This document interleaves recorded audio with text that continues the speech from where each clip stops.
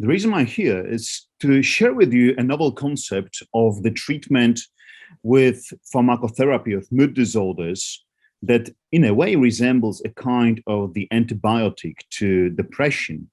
And actually, this is the moment when we do a kind of the breakthrough indication for the short-term management that actually addresses the patients with the high burden severity. And what we are able to offer to the patients is a kind of just a very kind of unusual offer of, let's say, destaging the mood disorders. It's the first one in class that we may actually consider for our patients with mood disorders. Now, before I start, let me share with you my conflict of interest. It's within the field, and as I was just introduced, I'm very much into the recent development of the indications for the novel treatments in treatment refractory mood anxiety disorders. And my key takeaway home messages for you are on bringing you to the practicalities. What is the concept of major depressive disorder psychiatric emergency? It's not like commonly used. And the second part is how that kind of the intervention moves on in a very kind of a different implementation methods to, as we compare it to the other drugs in the field. So now, if we start thinking of the new drugs, the recently developed drug that is esketamine nasal spray is indicated for patients with treatment-resistant major depressive disorder per the global definition of failure to 2 lines of adequate trials with antidepressants. But more interestingly, this drug is approved for the reduction of the intensity of major depressive disorder in patients with psychiatric emergency. So the first of a kind indication for these patients with a very kind of the distinct patient population. Now, who are these people? So in general, we are very much challenged by mood disorders globally, and we see patients with major depressive disorder.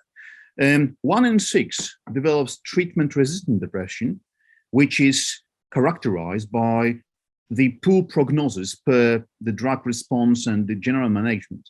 But some other patients are very much affected by psychiatric emergency that is, in a global perspective, a challenging cause of major depressive disorder when the burden of the disease accumulated. So, of course, what we may just consider as the prime interest as psychiatrists is suicidality being exacerbated, and that's the patients we see in the emergency room. But these are also the patients who, whatever it means, waited too long in the outpatient setting without the referral to the professional help, and they accumulated the burden of the disease to the stage where it's far more complicated to deliver them with the adequate help in the outpatient setting, and patients coming to us too late may require a much higher intensity of the intervention than other patients group. So this is the way to keep in mind with the psychiatric emergency. It's different.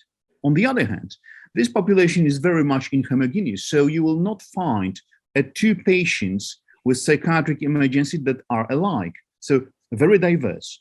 But on the intuitive course, we know that these interventions are for the short-term destaging of major depressive disorder to let patients be managed in a more clinically manageable way, in a safe way, in the outpatient setting, to be effectively restored back to life in the general functioning psychosocial area.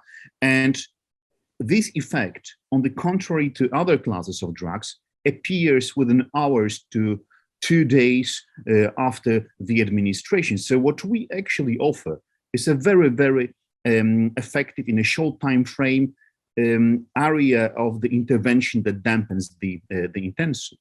Now, what we know about major depressive disorder, it's very much diverse. And of course, patients come to us quite frequently once they suffer from substantial mood decline or psychomotor disturbances. But in general, patients who come to us with anhedonia, with hopelessness, helplessness, blunting emotions, or substantial incapacitation with the regulation of circadian rhythm, they may come to us too late. So they are diverse. On the other hand, we know that the longer we wait, the things become more and more complicated, and the highest risks are associated with the completed suicide. That is, in general, the most preventable cause of death in the whole of medicine. On the other hand, people commit suicides and they require a high intensity management. So suicide is the part of the major depressive disorder, but it's also the other domains that we don't find patients adequately reacting to the classes of antidepressants in general. And when we start seeing patients in emergency, it's simply a kind of the rule of thumb that this is a part of the regular treatment, regardless we are in the field of psychiatry and non-psychiatry, because we are effective with two lines of interventions in patients with major depressive disorder. But once we fail with two adequate trials of antidepressants, things become more complicated. And we know that our effectiveness drops. On the other hand, people being very much affected by mood disorders in the individual domain, by social domain and professional domain, they accumulate the burden of the disease that may lead to the exacerbation of mood disorders and be far more incapacitating with the course of time. So we see patients with a complicated course that come to us at a high severity. Now, the challenge with the contemporary interventions is that we know what to do with major depressive disorder. But the challenge is that the monoaminergic drugs takes weeks to act. So we are dealing with high intensity patients at risks of complication with mood disorders. On the other hand, what we know is that what we may offer is weeks to foresee the onset of effective treatment. Of course, in the standard of care, what we do is that we are able to employ a number of strategies, but they are very much into sedation, into the global decrease of the behavioral exacerbations, rather being focused on the treatment of the domains of major depressive disorders. And the challenge is that patients who come to us at substantial severity of major depressive disorder, they need to be kept in a secure location for themselves. And in order to deliver as usual high-intensity treatment, many of them need to stay in an inpatient setting. So it actually employs the exacerbation of the passive social withdrawal and challenges in the global sphere of patients' functioning. So what we should keep in mind is that we should be effective, but with the patient first, safety first. And now is the challenge of like what we could do to be effective, not to dampen patients' functioning, bringing them to the hospital setting and keeping things in a safe way that enable us to manage those high-intensity treatments in a patient-friendly manner. And this is the moment when we come up with a very unusual mode of action of the drug, with a ketamine nasal spray, when we have in mind a short-term, time-ramified treatment. We give this drug twice a week, which is very unusual. So there is no paradigm of pharmacodynamics being based upon pharmacokinetics and steady state concentration. The drug acts on mood right in the moment when there is no longer the drug inside of the patient's body. And this scheme of administration is not on a daily basis, on twice a week basis. And what we see with this treatment is that it's effective in a short time frame, and we discontinue this. So this is not what we do with other antidepressants when we keep the treatment for the time frame of the intervention, the acute phase, optimization phase, and maintenance phase. What we do here is a short-term, time-ramified intervention, but also the outcome of this treatment, and also it's per label by the EMA, is different to what we see with other classes of antidepressants. So what we do here in the short-term esketamine use is MDD-PE patients is the global dampening of the severity of major depressive episode. So we keep patients in the long-time management. We see them, we administer the standard of care treatment, and we put this into the larger time perspective of the patient's management. But with this treatment, we are very much effective to offer patients high intensity, effective in the time frame, decrease in major depressive disorder intensity once they appear in our office. Now, is it challenging? Yes, it is. Because, of course, at first we think about the patients who are at need due to like mainly suicidal intervention, but also this is the case for the patients who came to us at a much later stage of the disease when we know that the response is far more tricky to get and far more complicated to find. And what we do is that we, in a way, just if we were to describe in a clinical way, what we may offer to the patients with that kind of intervention, it's like a journey back in time. So we destage the psychiatric emergency to the severity that may be safely managed in the general outpatient setting. So it's a kind of the journey, like a step back in time journey for the patients who accumulate the burden of the disease. The outcome here is not the ultimate remission, it's the rapid reduction. So we should not mismatch this effect with the ultimate remission response. But what we do is that we decrease the intensity in a safe way to keep patients functioning and being not disabled by the general management techniques. And how it refers to a kind of this short focus on the theory. We know that with the mood disorders, we accumulate the burden of the disease per allostatic load. So our compensation and functional reserve is shrinking to the moment when we are not able to keep on with the adaptive stress response, and this reserve is far less functioning than it should be as in before. And what we do with esketamine nasal spray, we provide patients with substantially larger capacity to self-regulate homeostasis that is still referring to this moment of the stepping back in time. Now, how it works on the pharmacodynamic method of action, it's different. And this is what applies to the whole domain of rapid-acting antidepressants that are, on the contrary to traditionally acting antidepressants, immediate in action mode.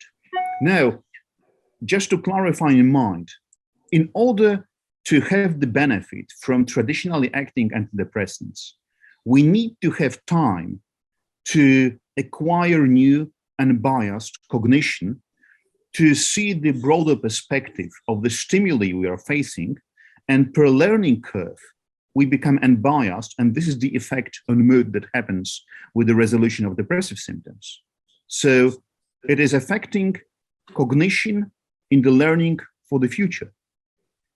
With rapid-acting antidepressants, including esketamine, the effect is imminent, and what it does is that we become, at the imminent moment, unbiased towards emotional allocation of certain labels to our memories, and we are capable to be here and now per having the context of what was in the past and what happens in the future. And when you talk to patients, especially with MDD-PE, what they say is that it has nothing to do, the exposure to the drugs, to any kind of euphoria or getting rid of low mood or anything. What patients say, it is the imminent effect on, at first, relief. And what, as a physician, what you start thinking about the relief is just sedation and anti-anxiety effect. But at that moment, you start seeing patients who were severely incapacitated by major depressive disorder, and now they feel a kind of the relief because things that were problems now become challenges, and they are capable to be unbiased towards themselves. The second part, some patients say this, especially as we refer to suicidality. It's like, that was one of my patients who said this, like, just a wind that takes out the bad thoughts out of your mind on the imminent basis. So instead of being just, with the perpetual thoughts of being hopeless, helpless, and lonely, at the moment, you see that you are challenged with a medical condition that's very much affecting your mood and the capacity to function and to have the adequate cognition. But it's not that you are very much uniform in that, self-perpetuating negative internal beliefs on being hopeless, helpless, and lonely.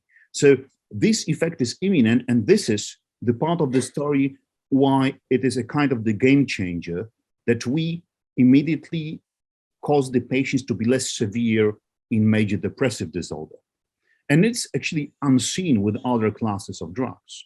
Now let's have a good look at the patient's profile that seems to well represent the patients that we are talking in here and addressing with the major depressive disorder psychiatric imaging. So there's the history of young men being the engineering student at the university, with a history of the past episodes of major depression and social detachment, substantial difficulties in concentration, causing incapacitation at the university, and substantial psychosocial triggers. And what we see with those patients is that, the more depressive episodes you have in the past, the more challenging it becomes to remit. And usually people with a younger onset of mood disorders are far more complicated to treat. And in his case, it was very much also just the challenge of just having in mind the comorbidities of somatic conditions like asthma and hay fever, and what was happening in his past.